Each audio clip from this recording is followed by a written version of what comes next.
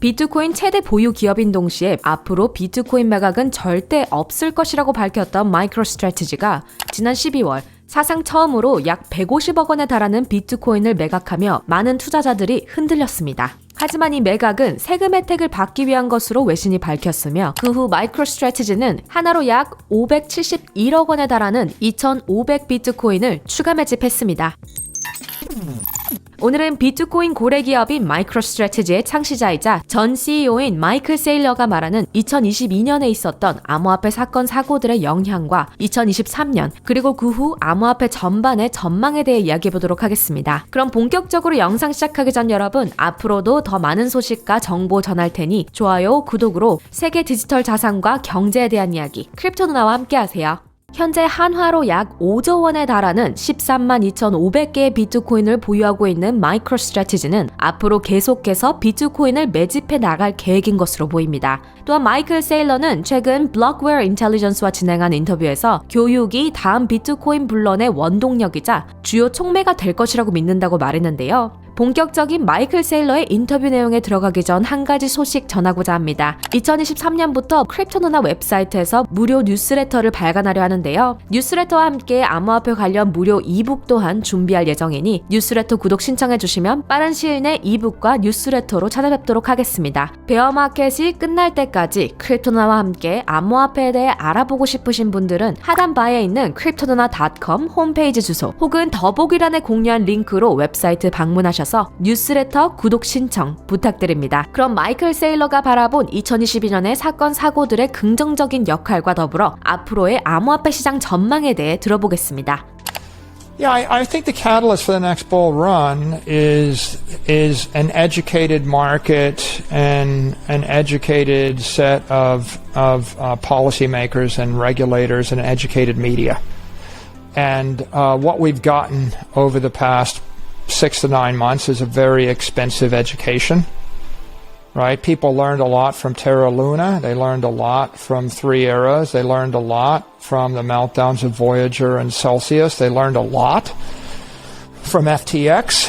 I think that if you look at coverage of Bitcoin and the crypto world on CNBC, on Bloomberg, in the New York Times, in the Wall Street Journal, in most mainstream media, it's much more sophisticated today than it was 12 months ago. I think, before we say, Bitcoin, not shitcoin, but now you say, oh, Bitcoin, not FTT. Do you understand the difference? Like, oh, I get it now. Yeah. Bitcoin, not Luna. The Luna thing went to zero. Why? Because it was backed by nothing, right? We used to say proof of work is better than proof of stake. Well, why is it better, right? Proof of stake could do whatever you want. Well, proof of stake is what FTT was. It was backed by one person. That was a mistake, right? Now when you try to explain why is it that you would want to have 10 gigawatts of energy and millions of Bitcoin mining rigs running the network, it's because you're actually backed by something tangible.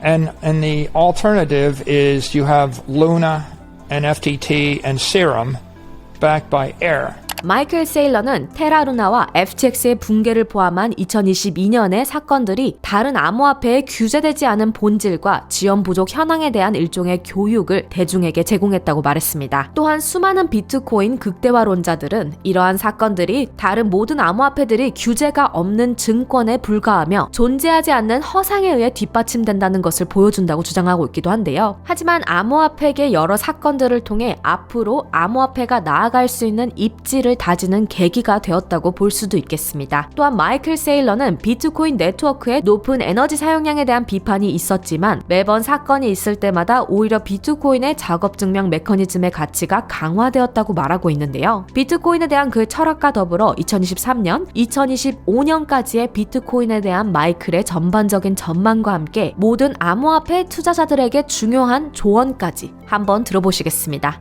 So I think for the industry to move forward, the market has to grow up and be educated. I think that was when you have crypto lobbyists and when you have mainstream media that don't know the difference, the industry is held back. And we really needed to have the meltdown of the crypto casinos and the meltdown of these crypto tokens and the meltdown of these unstable altcoins like UST in order for Congress and the Senate and the administration to recognize, what these asset classes are. And I think that we're now getting to the point where people are starting to recognize there's something that's a cryptocurrency, maybe like Circle or Tether, and for it to be an ethical, properly engineered, economically sound cryptocurrency, you're going to have a public issuer that's transparent in its assets that then backs the token with no risk assets. So there's a growing awareness of a digital commodity. Bitcoin is the only one. The chair of the SEC has said Bitcoin's the digital commodity. The chair of the CFTC has said Bitcoin is the only digital commodity. This is really critical. The fact that you now have regulators in DC that universally acknowledge there is one digital commodity, and you have a set of people that now understand a digital commodity is an asset without an issuer. I think that's a really big development in the industry, and it's a milestone. And 12 to 24 months ago, there's still a lot of confusion. I mean, a lot of people are trying to legislate what is a commodity.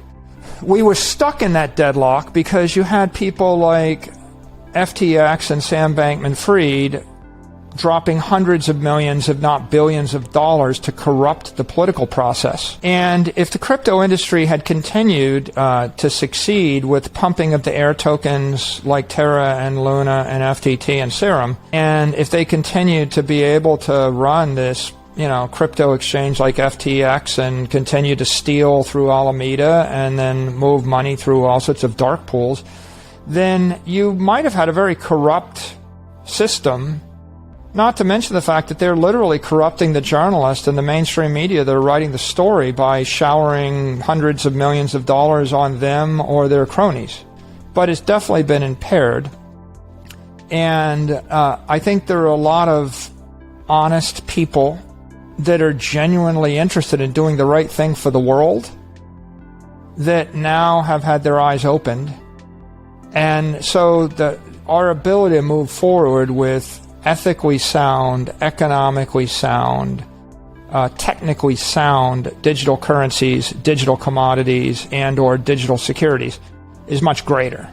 It's impossible to know the future, but I think that when we got into Bitcoin, I knew that Bitcoin is on one hand a really good thing. I mean, Bitcoin represents the extreme in asset responsibility, like the most well-engineered, most ethical, most economically sound asset.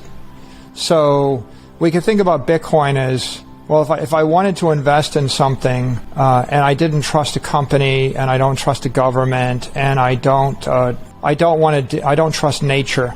It's possible there's a glut of oil or natural gas. It's possible that it's hard to move the natural gas 1,000 miles or the pipeline burst.